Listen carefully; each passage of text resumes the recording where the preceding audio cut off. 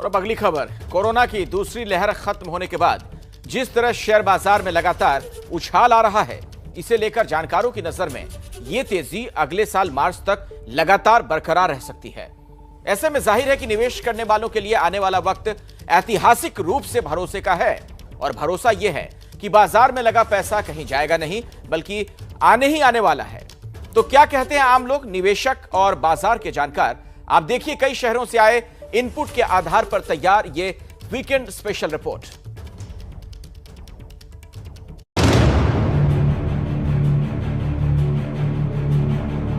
जब कोरोना आया तो सब कुछ जैसे बिखरने लगा। सब कुछ मतलब सब कुछ, कमाई भी, आय भी, बचत भी, निवेश भी। कोरोना की एक लहर आई, फिर दूसरी लहर आई और जब अब कोरोना ठहरा है तो बाजार वापस उछल आया है। शेयर बाजार में जो तेजी आई है उसका फायदा हो रहा है। कितना कुछ बदलाव हुआ, कितनी आमदनी हो रही है, कितने की उम्मीद है।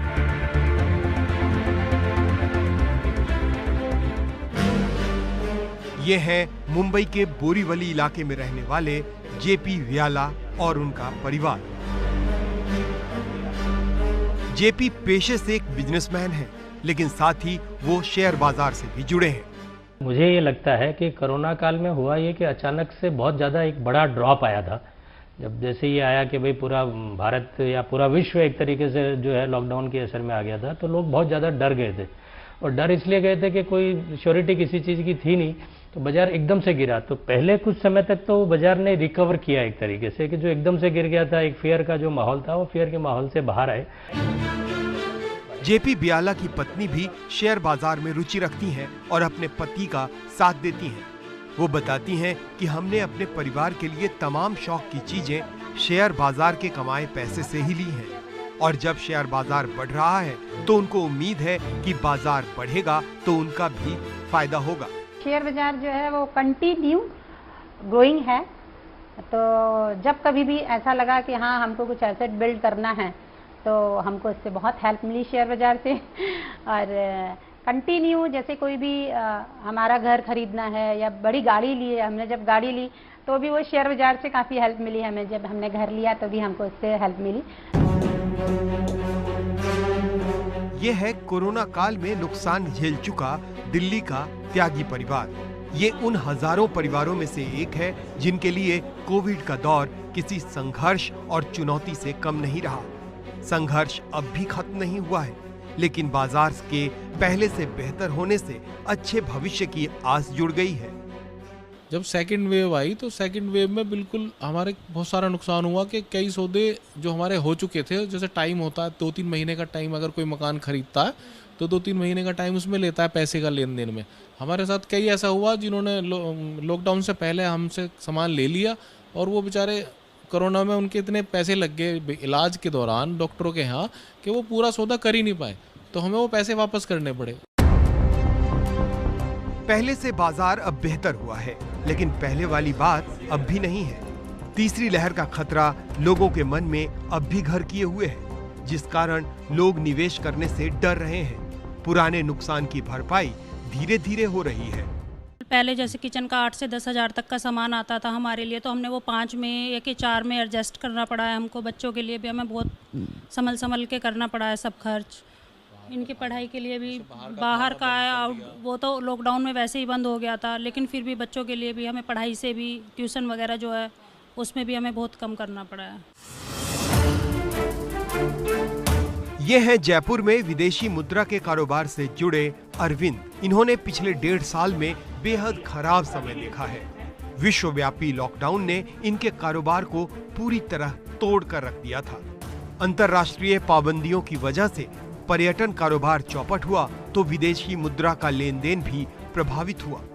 इन 1.5 सालों में जो हमारे को एक अचीवमेंट होनी चाहिए थी और जो मूवमेंट होनी चाहिए थी वो बिल्कुल ना के बराबर थे और हमारी इंडस्ट्री सबसे ज़्यादा अफेक्टेड थी। इनकी सैलरी, इनका काम नहीं था, घर पर थे, ये भी इनकम सोर्स नहीं है, तो जो सेविंग्स थी उन्हीं से घर चला रहे थे, घर के खर्चे बढ़ रहे थे दिन ब दिन।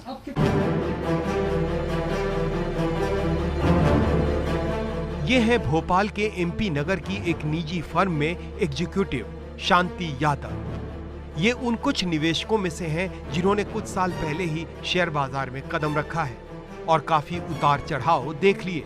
जब कोरोना काल के पहले शेयर बाजार बढ़ रहा था तो उन्होंने अपना कुछ पैसा लगाया।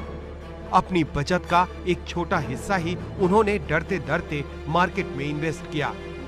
पहली लहर आई और लॉकडाउन के असर से बाजार बुरी तरह गिरा, लेकिन शांति ने धैर्य नहीं खोया। मैंने इन्वेस्टमेंट करीब 2018 से शुरू किया था। मार्केट तब ठीक था, चल रहा था, बट लास्ट ईयर जो ब्रेकडाउन आया मार्केट में तब थोड़ा सा उतार चढ़ाव था। मैंने थोड़ा सा इन्वेस्टमेंट किया तब इधर उधर से जो एडजस्ट कर सकते थे करा। आज ऑलमोस्ट मैं जो इन्वेस्टमेंट किया था मैं उसमें कह सकते हैं ऑलमोस्ट डबल पे हूँ। शेयर बाजार में शायद ये बड़ा मौका पैदा हुआ है जब एक अघोषित गारंटी मिल रही है कि बाजार बेहतर रहेगा और बढ़ेगा। इसमें लोगों को किस तरह निवेश करना चाहिए, इस पर हमने ली जानकारों की राय। इंडिया एक बहुत ही अच्छा ग्रोथ मार्केट है इंस्टीट्यूशनल इन्वेस्टर्स के लिए या फॉरेन इन्वेस्टर्स के लिए। जिस तरह से हमारी कंपनीज ग्रो कर रही हैं, जिस तरह से रिलैक्सेशंस दिए जा रहे हैं गवर्नमेंट ने, जैसे टेलीकॉम सेक्टर में रिलैक्सेशन दिया गया FDI का, हम बहुत ही अच्छे इस पे चले जा रहे हैं राह पे और हम सिर्फ आगे ग्रोथ ही ग्रोथ देखेंगे। मार्केट्स बहुत ज़्यादा पॉजिटिव हैं ग्रोथ को लेके। स्टार्टअप्स को जिस तरह से सपोर्ट किया जा रहा है या बिजनेसेस को जिस तरह से सपोर्ट किया जा रहा है गवर्नमेंट पॉलिसीज़ के थ्रू, गवर्नमेंट ने जिस तरह से वैक्सीनेशन ड्राइव्स रन करी हैं, उसका बहुत ज़बरदस्त इम्पैक्ट रहा है मार्केट्स पे। मुझे ऐसा लगता है कि ये मोमेंटम जो है वो और काफ़ी समय के लिए जारी रहेगा। बाजार चढ़ाव पर है, मौका स्थिरता का है और कोरोना से निपटना देश सीखने लगा है, तो जाहिर है अनिश्चित भविष्य का डर पहले से कम हुआ है, तो इसका फायदा उठाना सही है, लेकिन साथ ही सावधानी बरतने की भी जरूरत है।